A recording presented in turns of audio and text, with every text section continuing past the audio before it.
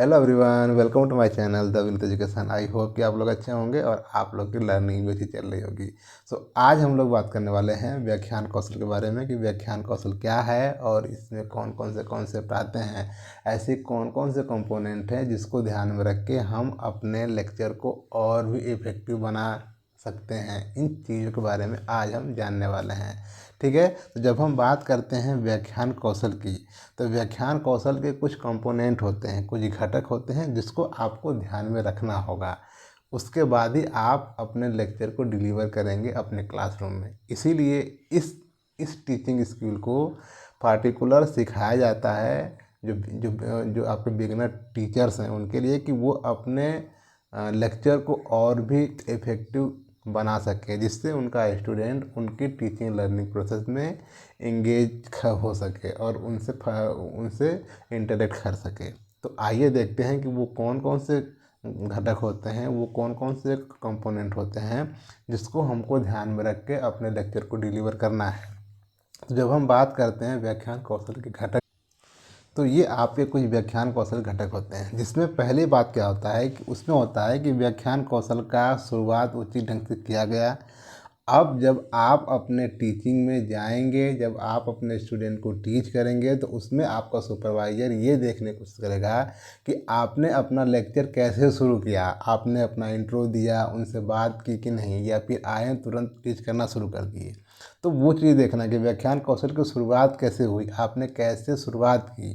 ठीक है, देन उसके बाद क्या है कि व्याख्यान कौशल में प्रयुक्त भाषा का सरल थी, मतलब जो भी आप टीच कर रहे हैं वो जो आपकी लैंग्वेज है वो सिंपल है, वो आपके स्टूडेंट को समझने के लायक है कि नहीं है। ऐसा तो नहीं है कि उसको इंग्लिश आता ही नहीं, आप इंग्लिश में बोले जा रहे हैं ना। तो ये जो आपका व्याख्यान कौशल है उसमें आप किस भाषा का यूज कर रहे हैं, और अगेन आप वही भाषा यूज करेंगे जो आपके स्टूडेंट की अंडरस्टूडेबल हो, जो उसको वो समझने के योग्य हो, उसी भाषा को आप यूज करेंगे। ठीक। तीसरी चीज़ क्या आती है कि व्याख्यान देने की गति। अब जो आपकी व्याख्यान देने की गति है वो कैसी है, उतार चढ़ाव उसमें आ रहा है कि नहीं, वो दीपक परिवर्तन कौशल जो आपने देखा था उसका आपने उपयोग कर रहे हैं कि नहीं। तो आप जिस तरीके से व्याख्यान दे रहे हैं उसके उतार चढ़ाव लय कैसे हैं, उसको एसेस करना, उसको देखना, उस पर ध्यान देना। देन उसके बाद आप जब अपना लेक्चर डिलीवर कर रहे हैं तो उसमें आप दृश्य श्रव्य सामग्री का यूज कर रहे हैं कि नहीं, जैसे कि आप चार्ट दिखा रहे हैं कि नहीं, चार्ट को दिखाना, सीडी दिखाना, या फिर कुछ कहानी के माध्यम से सुनाना, ताकि आपका लेक्चर जो हो वो इफ़ेक्टिव हो पाए और आपका स्टूडेंट उसमें इंगेज हो पाए। देन पांचवा आता है कि शिक्षण बिंदु को दोहराया गया कि नहीं, मतलब जो भी आप टॉपिक टीच करने वाले हैं आपने टीच कर दी, ख़त्म हो गया, लेकिन जब आपका लेसन एंड हो गया तो लास्ट में आपके जो 2 मिनट बचे, 5 मिनट बचे, उसमें आपने अपने जितना भी टीच किया है उसको समराइज किया कि नहीं, या स्टूडेंट को पूछा कि नहीं।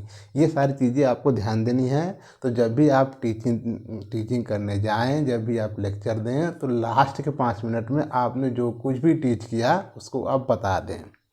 ठीक। देन उसके बाद क्या है कि अंतःक्रिया में परिवर्तन किया गया कि नहीं, जो इंटरेक्शन है आपका स्टूडेंट से उसको आप परिवर्तित कर रहे हैं कि नहीं। ऐसा तो नहीं है कि आप एक ही जेंडर के साइड इंटरेक्ट कर रहे हैं, दूसरे के साइड नहीं, इसमें आपकी बायसनेस तो नहीं है।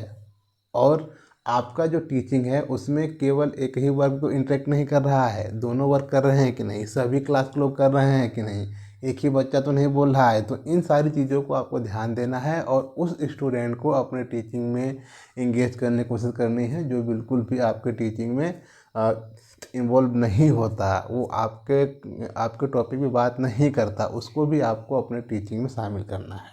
ठीक। देन उसके बाद है कि जब आप लेक्चर दे रहे हैं तो उसकी जो युक्तियां हैं, उसके जो टूल्स हैं, उसको आप रुचिकर तरीके से यूज कर रहे हैं कि नहीं, उसको प्रयोग कर रहे हैं कि नहीं।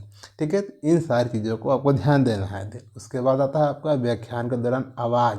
अब आपकी जो आवाज़ है उसकी गति क्या है। ऐसा तो नहीं कि आप टीच करने गए हैं और ज़ोर ज़ोर से चिल्ला रहे हैं जिससे कि आपकी आवाज़ चुभ रही है, या पता चले कि आप टीच कर रहे हैं वहाँ और काफ़ी दूर तक आपकी आवाज़ जा रही है।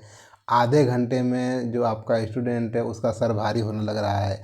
तो ऐसी आपको आवाज़ नहीं रखनी है, आवाज़ आपको मीडियम रखनी है, मधुर रखनी है, जिससे कि आपके जो स्टूडेंट हैं उनको भारीपन न लगे।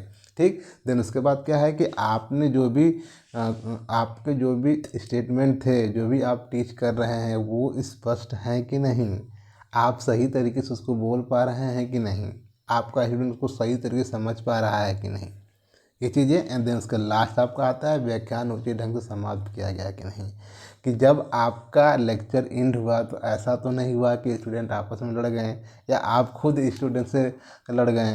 तो ऐसी चीज़ें ना हो। आप जब भी व्याख्यान समाप्त करें तो जितना भी चीज़ें आपने टीच की है उसको समराइज करें, फिर उसके बाद पूछ लें या बोल दें कि अगर किसी को इस पे समस्या होगी तो वो हमसे पूछ लेगा आराम से।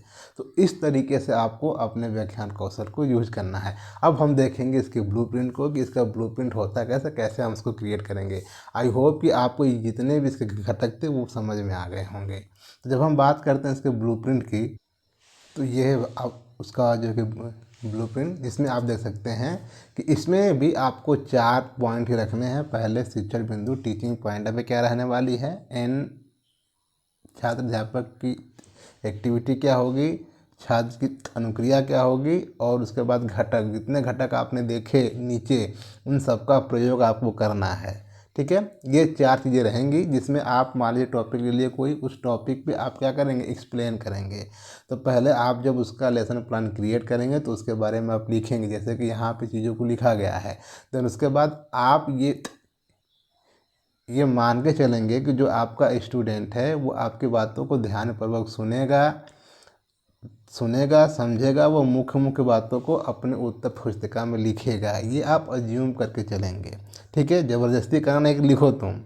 ठीक है, तो ये आप अज्यूम करके चलेंगे। तो उसके बाद क्या होगा कि ये जितने भी आपके टॉपिक हैं जो आपने टीच किया है उसमें से आप कम से कम 3 और ज़्यादा से ज़्यादा 5 क्वेश्चन आप पूछने की कोशिश करेंगे। उसमें आप देखेंगे कि आपका जो स्टूडेंट है वो कहाँ तक चीज़ों को समझ पाया है। तो उसके आउटकम को देखने के लिए आप अपने साइड से 5 क्वेश्चन करेंगे ज़्यादा से ज़्यादा, और कम से कम आपको 3 क्वेश्चन करने हैं। याद रखिए, आपके क्वेश्चन 3 से कम ना हो और 5 से ज़्यादा ना हो। और एक बात, जब भी आप क्वेश्चन पूछेंगे तो वो आपके क्वेश्चन ऑब्जेक्टिव टाइप के होने चाहिए। ठीक है, तो आई होप कि आपको ये व्याख्यान कौशल समझ में आ गया होगा। अगर कहीं भी इस पे समस्या आती है तो आप हमसे कमेंट बॉक्स में पूछ सकते हैं। तो मिलते हैं नेक्स्ट वीडियो में। पढ़ते रहें और बढ़ते रहें। Take care guys.